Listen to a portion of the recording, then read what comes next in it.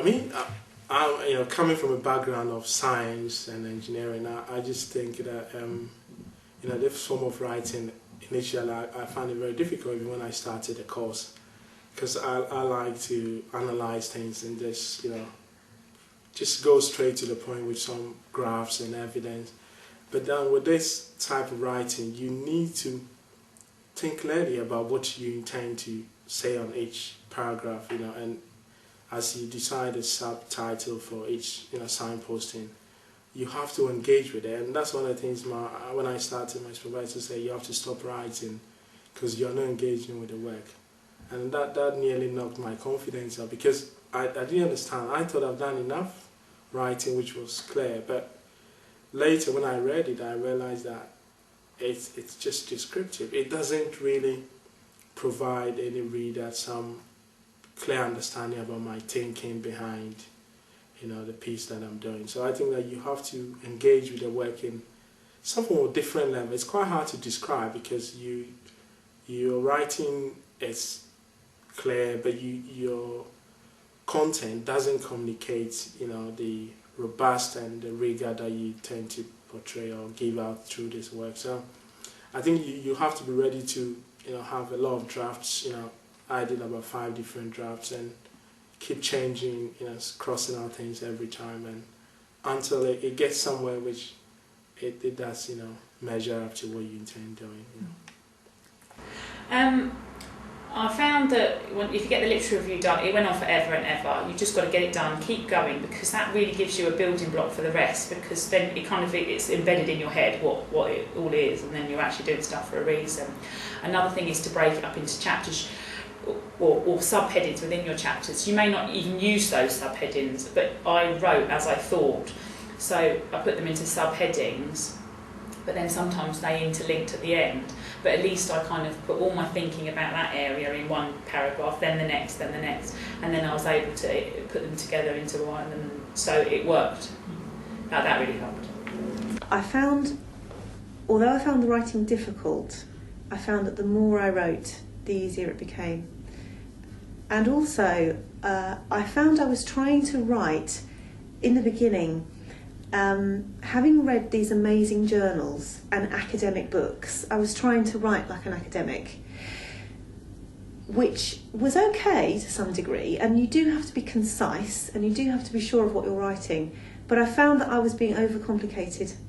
And in fact, the best journals, the best pieces of work that I read were incredibly simple. Keep it really, really simple, and speak with your own voice. And your own voice will come out. Don't try to write like somebody else. Don't try to emulate a journal that you've read. Don't try to write like the literature you're reading, because you won't be able to. You're not writing a book, and you're not an accomplished academic. What you're doing is academic, but you're writing from your own point of view. And it doesn't matter to say I, and it doesn't matter to say I felt that. It doesn't have to sound grand, it just needs to sound readable, simple and clear. And the best piece of advice my tutor gave me was to go through and to, in the end, cross out all the padding, the things like I thought that, and get to the actual nub of what you're saying in that paragraph. In the end, you work through a process and you find your own way, which I know is a very bland and sort of difficult thing to take on, but you do.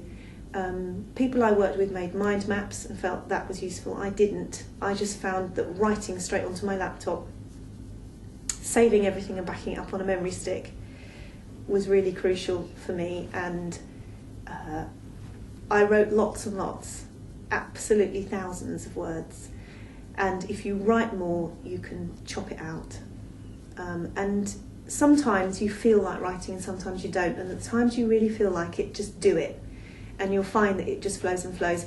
The really sad thing was when I looked back and I realised I'd written thousands and thousands of words that I didn't use, but I'm afraid that's just a harsh reality of it. And in the end you think, oh no, well actually I did spend 3 hours writing that, and now I've just put it in the bin because it doesn't really make any sense. But eventually it will make sense, and your tutor will be the person who can most guide you through that, who has the experience and who has an objective eye. The other thing is to try and get somebody else to read what you're writing. Perhaps not halfway through or at the beginning, but certainly towards the end, just to see whether they can follow the thread of your thinking. Remember that somebody totally objective is going to come in and read your dissertation. It has to make sense. It has to make sense to somebody who doesn't know what you're talking about, who doesn't know the in-depth things that you know necessarily about your context. And so they need to be able to follow those threads of thinking all the way through. Going through the process of writing up my project was a real learning process, and I felt that unless I'd gone through that and some of those struggles, I wouldn't have grown in the way that I'd grown, which I did, and come out the other side feeling, like I say, more of an expert. In the beginning, I just wrote and wrote and wrote, but then at the end, having to gather it together and to putting it into a structure and a form, which in many ways is predetermined.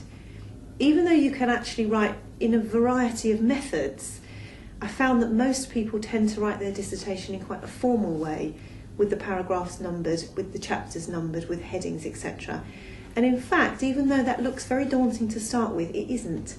And it gives it shape, and it helps you think. Methodology, that's that chapter. Paragraph 3 of methodology is going to talk about the way I did it or whatever. So even though that was rather a low, it did actually turn out to be quite useful.